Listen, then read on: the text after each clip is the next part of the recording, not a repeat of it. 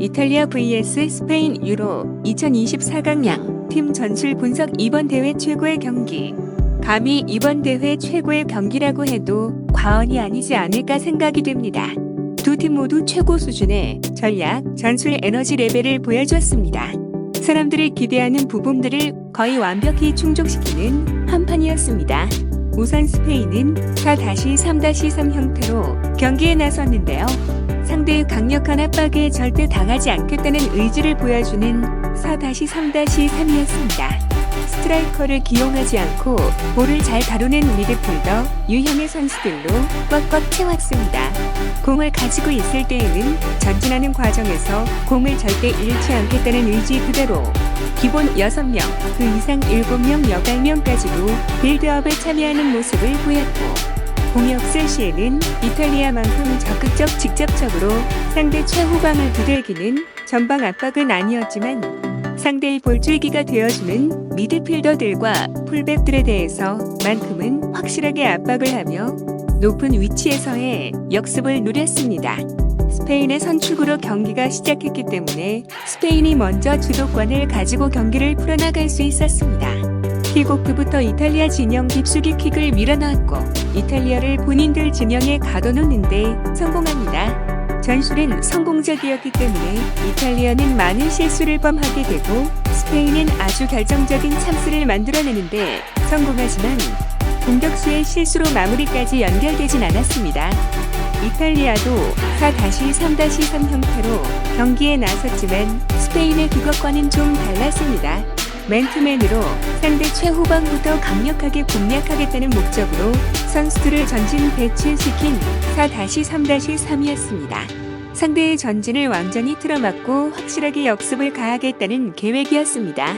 이번 경기에서도 절대 주도권을 내주지 않겠다는 의지를 확실하게 내비치는 모습이었습니다. 하지만 스페인의 선축이었기에 초반은 경기를 풀어내는데 어려움을 겪을 수밖에 없었습니다. 일단은 내려서서 막는 게 우선이었고 막아냈다고 하더라도 전개하는 과정에서 상대 수비의 노림수가 기다리고 있었기 때문입니다. 그러나 이탈리아는 이것을 힘으로 극복합니다. 공을 상대 진영으로 냅다 질러서 강제로 상대 수비진이 공을 가지게 만듭니다. 그 다음 본인들의 플랜이었던 맨투맨 전방 압박을 가져갑니다.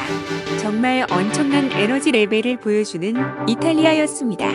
그런데 스페인은 6에서 몇 명까지 빌드업에 관여시키는 팀이었기 때문에 전방의 6명만으로는 맨투맨 압박을 성립시킬 수 없었지만 수비수들이 번갈아가며 높이 올라와 스페인의 아웃넘버에 압박을 가해 완벽한 맨투맨을 완성시킵니다. 허나 공을 뺏어낸 이후에 공격 전환에서 발생하는 실수들이 너무 많아 재역습 기회를 계속 내주게 됩니다. 이렇게 서로가 힘싸움을 하는 과정에서 이탈리아 쪽에 문제가 하나 발생합니다. 공격수들이 후방에서 질러주는 킥에 반응해 수비 뒷공간으로 침투하거나 공을 따내지 못했을 시에 전방 압박으로 신속하게 전환하기 위해 많이 전진 위치를 잡다 보니 미드필드와의 간격이 점점 벌어졌다는 점입니다.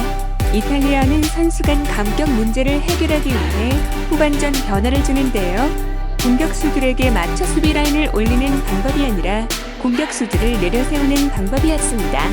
여기에는 3가지 의도가 있었다고 생각이 드는데요.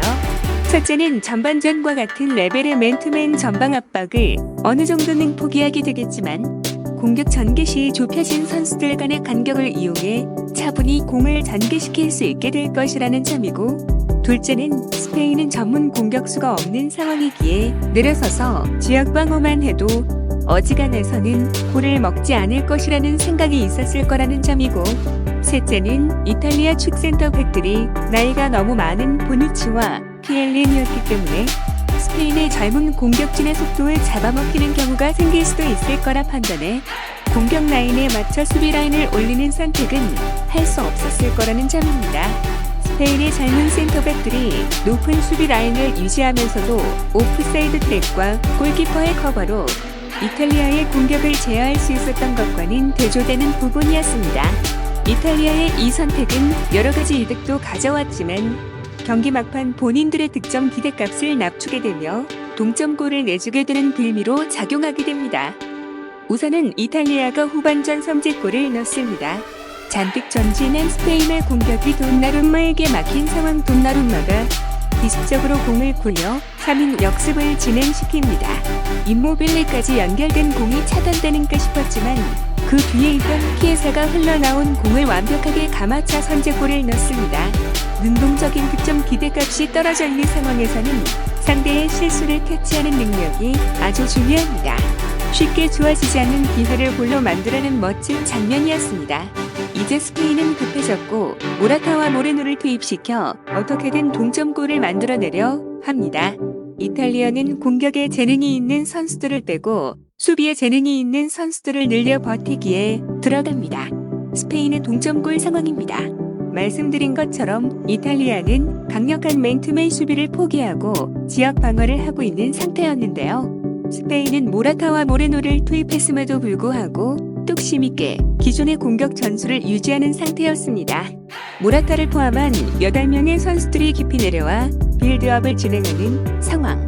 이탈리아의 미드필드와 수비 사이의 맨 공간에 서 있던 모라타에게 패스가 들어갑니다. 전반전 같았다면 이탈리아의 수비수들 중 누군가가 올라와서 압박을 넣었을 테지만 지금은 아니었습니다. 모라타는 과감하게 드리블을 칠 수 있는 공간을 얻었고 결국 올모와 2일 패스를 주고받으며 동점골을 넣는 데 성공합니다. 다시 경기는 원점으로 돌아왔는데요. 이탈리아는 다시 원래대로 돌아갈 수 없었습니다. 공격 재능이 있는 선수들이 이미 다 교체되어 그라운드 밖으로 나갔기 때문입니다. 이탈리아는 이제 버티는 수밖에 남지 않게 됩니다. 결국 버텨내는데 성공했고 승부차기를 이겨 결승에 진출을 했지만 자칫 잘못하면 다 이긴 경기를 잃어버릴 뻔도 했기에 만치니의 선택이 과연 좋은 선택이었는지 나쁜 선택이었는지는 판단하기 어렵게 되었습니다. 여기에서 아쉽게 경기를 놓친 스페인의 문제점을 하나 짚어볼까 합니다. 공격의 방향이 너무 중앙으로 치우쳐져 있었다는 점입니다. 스페인은 공격 시 중앙에서 뭔가를 만들겠다는 계획이었습니다. 3톱에 위치한 선수들은 공격 전개 시 공을 받아주러 내려오는 역할을 하며 내려선 선수에게 이탈리아의 수비진이 시선을 빼앗길 공간이 발생하면 남은 선수가 그 공간으로 침투를 해 골을 넣는다. 기본적으로는 이런 형태였기 때문에 중앙 쪽으로 공과 선수가 엄청나게 몰렸습니다. 이것은 분명 유효한 그림을 만드는 경우도 있었지만 너무 다른 패턴이 없었기 때문에 오히려 단조로워지는 역효과를 내게 됩니다. 더군다나 후반전 이탈리아는 맨마킹을 포기했기 때문에 스페인의 측면 풀백에게 계속 공간이 발생하는 상황이었습니다. 그런데도 이를 잘 활용하지 못한 것은 스페인이 결국 역전골을 집어넣지 못한 이유 중에 하나라고 생각할 수 있습니다. 상대가 완전히 내려선 상황에서 측면에서 아무것도 만들 수 없다는 점은 매우 치명적입니다. 좌우 풀백들이 터치라인을 흔들어줄 수 있었다면 공격수들의 자유로운 움직임도 이만큼 큰 문제가 되지는 않았을 것입니다. 하지만 스페인의 풀백들은 그런 역할을 할 수 없는 선수들이었습니다. 나이도 많을 뿐더러 원래부터 상대 측면을 개인 기량으로 흔들기보다는 기회가 왔을 때 침투를 노리는 스타일이었기 때문입니다. 만약 이탈리아가 많은 실수들을 해 역습 기회를 내주지 않았거나 후반전에도 계속 맨마킹으로 일관했다면 정말 많이 답답함을 느꼈을 스페인이었습니다.